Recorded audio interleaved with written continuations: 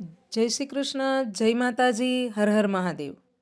ચાલો આજે હું આપ સૌને લઈ જાઉં છું ભુજમાં આવેલ સ્મૃતિવનની મુલાકાતે.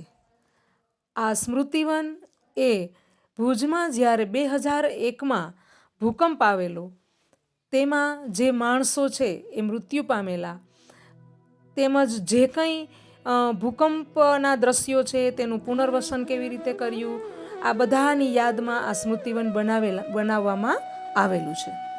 હવે આ સ્મૃતિવન છે એ 7 વિભાગોની અંદર વહેંચાયેલું છે. એમાં પહેલો વિભાગ છે પુનર્જન્મ, બીજો પુનર્પ્રાપ્તિ, ત્રીજો પુનર્સ્થાપના, ચોથો પુનર્નિર્માણ, પાંચમો પુનર્વિચાર, છઠ્ઠો પુનર્જીવન અને સાતમો નવીનીકરણ. આવી રીતે 7 વિભાગમાં આપણે આ સ્મૃતિવન જોઈ શકીએ છીએ. તેમની ફૂલ ટિકિટ 300 રૂપિયા છે, જ્યારે બાળકો માટેની ટિકિટ 100 રૂપિયા છે.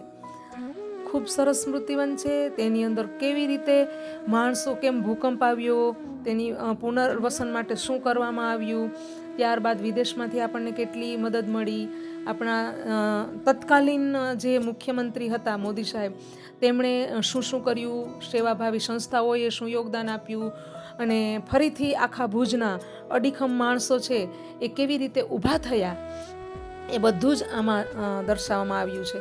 એક વખત ચોક્કસ આ સ્થળની મુલાકાત લેવા જેવું છે. મને તો સ્મૃતિવન ખૂબ જ ગમ્યું. પ્રથમ વિભાગમાં પ્રાચીન માન્યતા મુજબ પૃથ્વીનું સર્જન આકાશ, અગ્નિ, જળ અને પૃથ્વી જેવા તત્વોથી થયું. જીવન માટે પરિસ્થિતિઓ ધીમે ધીમે વિકસતી ગઈ તે બતાવવામાં આવ્યું.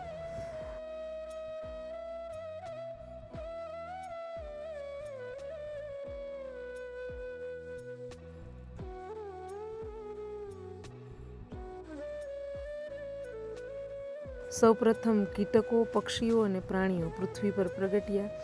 સમય સાથે માનવ જાતે સંસ્કૃતિ ઊભી કરી, ખેતી, વસાહતો અને સામાજિક વ્યવસ્થાઓ વિકસાવી.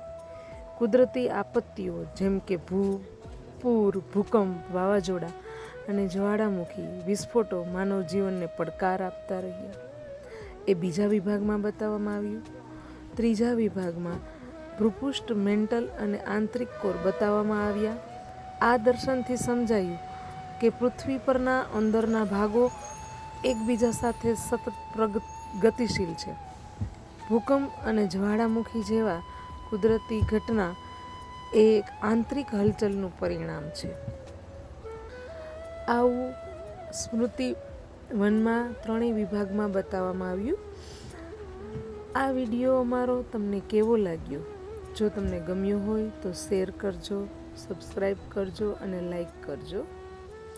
ફરીથી મળીશું સ્મૃતિવન પાર્ટ 2માં.